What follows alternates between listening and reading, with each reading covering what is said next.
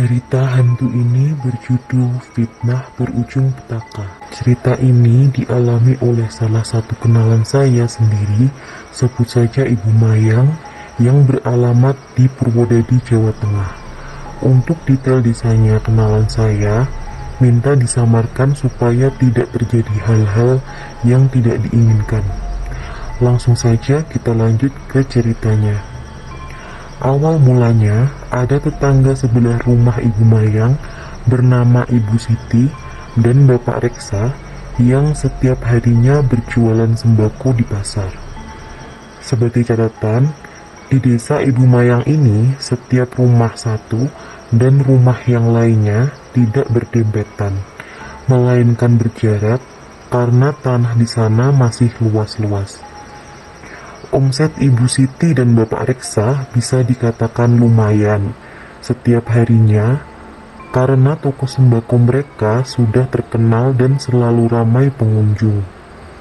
Suatu hari, Bapak Reksa merasa bingung karena akhir-akhir ini uang yang disimpan di dalam lemari kamar selalu kurang dari yang semestinya.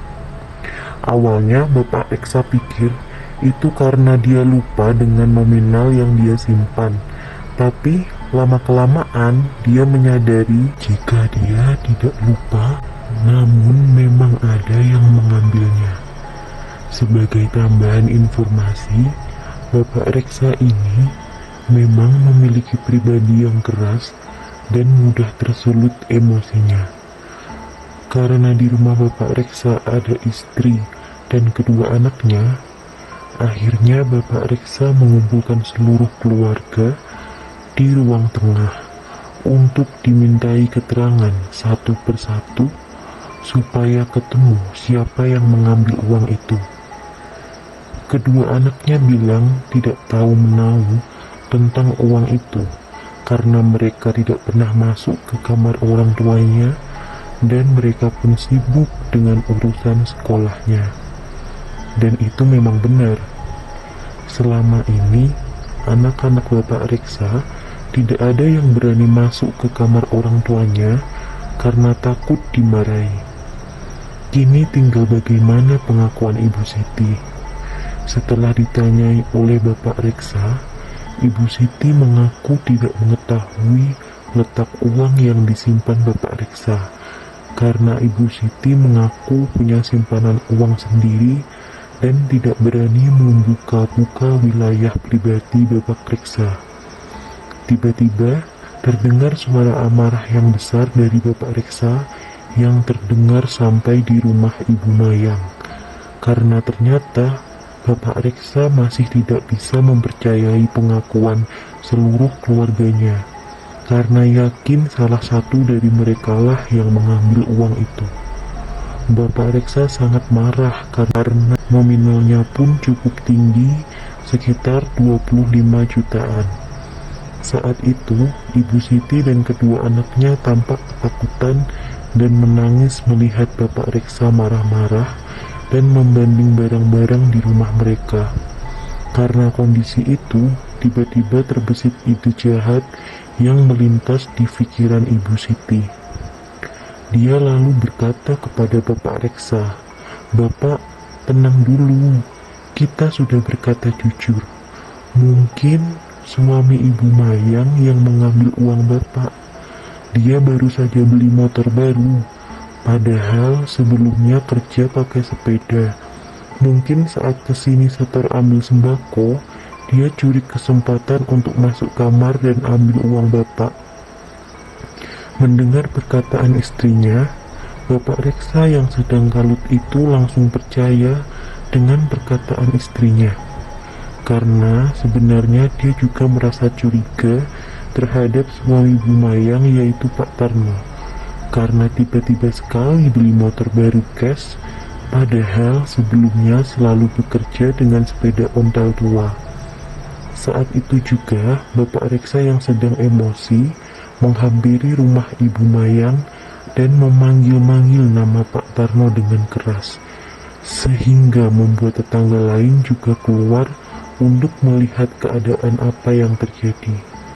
Setelah Pak Tarno dan Ibu Mayang keluar, Bapak Reksa langsung menghantam buku mentah tepat di wajah Pak Tarno yang membuat Pak Tarno tersungkur ke tanah dan hidungnya mengeluarkan darah.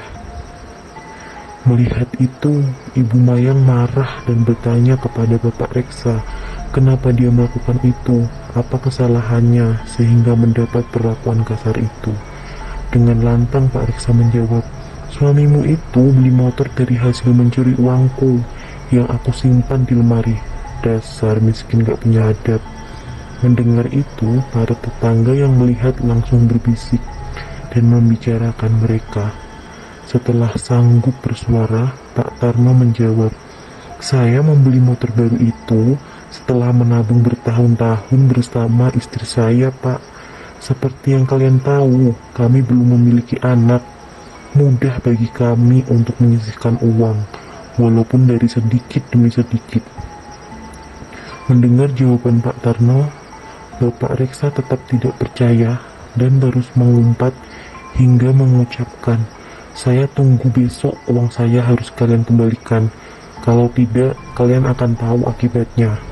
Setelah berbicara itu, Pak Reksa pulang ke rumahnya dengan gestur yang masih penuh emosi. Ibu Mayang menangis melihat suaminya yang babak belur dan fitnahan yang dilontarkan Pak Reksa. Bu Mayang tahu betul uang yang digunakan untuk membeli motor suaminya adalah uang hasil menabung mereka berdua selama bertahun-tahun, bukan uang hasil mencuri. 3 hari setelah kejadian itu, di suatu malam, tiba-tiba Ibu Mayang bermimpi bertemu laki-laki tampan yang wajahnya memiliki cahaya dan berbadan tinggi besar, berkata kepadanya ada yang memendam dendam amarah di tanah depan rumahnya. Setelah bangun, Bu Mayang bingung memikirkan arti dari mimpinya semalam. Dan dengan inisiatif, Bu Mayang mencoba menggali dan mencari sesuatu di depan rumahnya. Setelah beberapa lubang tanah digali, akhirnya Bu Mayang menemukan sesuatu yang terbungkus dalam kain putih. Setelah dibuka, kain itu berisi tanah kuburan dan kertas berisi bacaan Arab gundul. Sebagai warga desa yang masih kental dengan hal-hal mistis, Bu Mayang langsung paham bahwa itu adalah kiriman santet dari seseorang. Bu Mayang membatin itu adalah perbuatan Pak Reksa dan menceritakan penemuannya kepada suaminya Bapak Tarno. Pak Tarno lantas percaya dan menyarankan Ibu Mayang untuk sering-sering ibadah dan membaca Al-Quran saja supaya dilindungi oleh Sang Pencipta. Suatu malam, Ibu Mayang kembali bermimpi didatangi oleh laki-laki kemarin lagi. Kali ini, laki-laki itu meminta Ibu Mayang untuk membacakan doa Sayyidina Al-Kasyah yang sebelumnya belum pernah Ibu Mayang tahu, dengar, dan baca. Namun lelaki itu menuntun Ibu Mayang untuk mengucapkan dan menuliskannya di secari kertas, supaya dibacanya setiap malam. Setelah bangun dari tidurnya, Ibu Mayang cukup terkejut, karena di tangannya sudah ada secari kertas dan ballpoint dengan tulisan Arab dan judul Sayyidina Al-Kasyah di atasnya. Ibu Mayang berpikir, apakah ini cara Sang Pencipta melindunginya dan suaminya? 2 hari berlalu, dengan Ibu Mayang yang rutin membaca doa Sayyidina Al-Kasyah setelah selesai sholat. Suatu sore, setelah pulang bekerja dari berjualan makanan keliling kampung, Pak Tarno pulang dengan muka pucat seperti sedang sakit. Ibu Mayang yang melihat itu merasa khawatir dan menanyakan kondisi Pak Tarno. Pak, ada apa? Kenapa Bapak kelihatan pucat sekali? Kemudian Pak Tarno menjawab, entahlah Bu, dari tadi perut Bapak rasanya nyeri sekali, sampai tidak bisa makan. Bahkan setiap kali minum air, perut Bapak rasanya sakit sekali. Mendengar itu, Ibu Mayang segera menyuruh Pak Tarno untuk beristirahat dan menyiapkan air panas untuk mandi, serta membeli obat sakit perut di apotek dekat jalan besar. Malam pun tiba. Tepat pukul 24.00, tiba-tiba Pak Tarno terbangun dan merasakan kesakitan, lalu membangunkan istrinya. "Bu, bangun bu, perut bapak sakit sekali. Aduh, sakit bu. Ah," rintih Pak Tarno sampai setengah berteriak karena sakitnya. Melihat itu, Ibu Mayang panik dan berinisiatif untuk membawa Pak Tarno ke mantri desa yang rumahnya tidak jauh dari rumah mereka. Setelah kurang lebih 8 menit naik sepeda motor, akhirnya mereka sampai di rumah Pak Mantri dan langsung menggedor rumah Pak Mantri. Karena cukup keras, akhirnya Pak Mantri terbangun dari tidurnya dan membukakan pintu. Pak Tarno segera dibawa ke dalam lalu diperiksa oleh Pak Mantri dengan alat-alat kesehatan sederhana yang dimilikinya seperti alat tensi, stetoskop, dan lainnya. Anehnya, setelah diperiksa, Pak Mantri secara menyeluruh tidak ada tanda-tanda penyakit di tubuh Pak Tarno. Namun wajah Pak Tarno begitu pucat, sampai Pak Mantri juga bingung apa penyebabnya. Lalu Pak Mantri menyarankan mereka berdua untuk periksa ke rumah sakit esok hari, supaya dapat dicek secara menyeluruh. Akhirnya malam itu Pak Mantri hanya memberikan obat sakit perut yang ia punya serta antibiotik untuk meredakan nyeri. Esok hari pun tiba. Pak Tarno masih merasakan sakit nyeri yang luar biasa, bahkan tambah parah saja kondisinya. Sampai-sampai Pak Tarno kesulitan untuk berjalan. Akhirnya Bu Mayang meminta tolong kepada tukang becak motor yang ada di pasar untuk menjemput suaminya dan mengantarkan ke rumah sakit. Setelah sampai di UGD rumah sakit, Pak Tarno segera diperiksa dan diambil sampel darahnya untuk dicek laboratorium. Setelah beberapa jam menunggu, akhirnya hasil lab itu keluar dan menunjukkan bahwa tidak ada penyakit apapun dalam tubuh Pak Tarno. Bahkan bisa dikatakan tubuh Pak Tarno dalam kondisi fit dan sehat. Melihat itu, dokter dan semuanya terheran-heran karena bila dilihat kondisi Pak Tarno sangat memprihatinkan. Setelah mengetahui hasil lab, Ibu Mayang langsung berpikiran bahwa suaminya bukan sakit biasa, namun sakit karena hal gaib. Akhirnya Ibu Mayang dan Pak Tarno pulang ke rumah. Ibu Mayang teringat akan kata-kata lelaki dalam mimpinya dan terus membacakan doa Sayyidina Akasyah selama berjam-jam non-stop. Dari sore hingga malam sampai mata Bu Mayang terkantuk-kantuk, sementara Pak Tarno semakin lemas tak berdaya di kasurnya. Hingga tiba-tiba pukul 3 pagi terdengar suara letusan 5 kali di depan rumahnya. Mendengar itu, Ibu Mayang terkejut dan segera keluar rumah. Lalu didapati sudah ada 5 lubang tanah di depan rumahnya, dan masing-masing terdapat bungkusan yang berbentuk pocongan kecil seperti boneka santet yang sudah dalam keadaan terbakar. Melihat itu, Ibu Mayang takut dan kembali ke dalam lalu menutup pintu dan segera kembali ke kamar dan mengecek keadaan suaminya. Setelah sampai kamar, Ibu Mayang melihat Pak Tarno sedang tidur sambil mendengkur. Karena merasa ngantuk sekali, akhirnya Ibu Mayang ikut berbaring di samping Pak Tarno dan tertidur. Masih tertidur pulas, tiba-tiba Ibu Mayang mendengar suara ketukan pintu yang sangat keras dari depan rumahnya. Setelah terbangun, Ibu Mayang kaget karena jam sudah sangat siang, yaitu 11 siang. Ibu Mayang segera membuka pintu dan mendapati Pak Supri yang mengajak Ibu Mayang untuk pergi ke rumah Bapak Reksa untuk membantu pemakaman Bapak Reksa karena beliau ternyata meninggal secara mendadak di rumahnya. Mendengar itu, Ibu Mayang syok dan membangunkan suaminya. Lalu Ibu Mayang dan Pak Tarno segera menuju rumah Pak Reksa.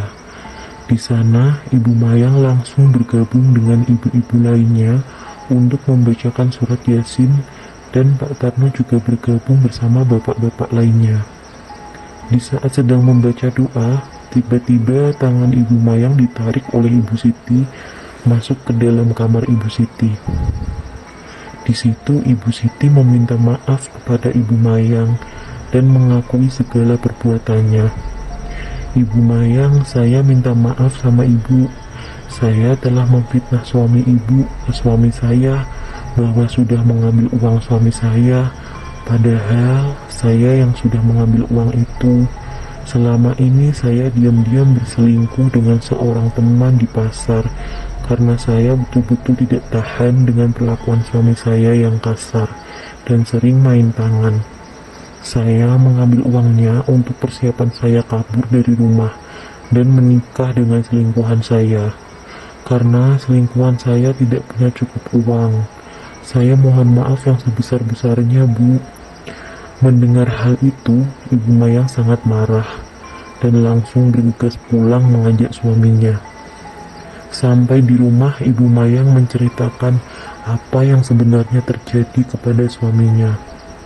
Mendengar itu, Pak Tarno cukup terkejut dan bergantian bercerita kepada Ibu Mayang tentang apa yang ia dengar dari bapak-bapak saat melayat tadi.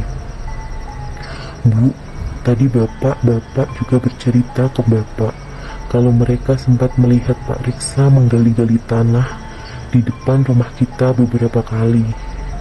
Apa mungkin kematiannya ada hubungannya dengan itu ya, Bu? Lalu Ibu Mayang pun akhirnya menceritakan semua mimpinya dan kejadian jam 3 pagi itu kepada Pak Tarno.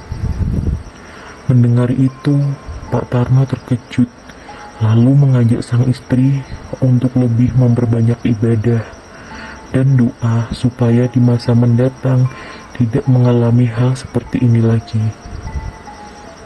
Dari kisah ini, kita dapat mengambil satu pelajaran berharga untuk tidak mudah memfitnah orang lain akan hal yang baru kita dengar. Selain itu, ada banyak hal lain yang dapat kita pelajari dari cerita ini.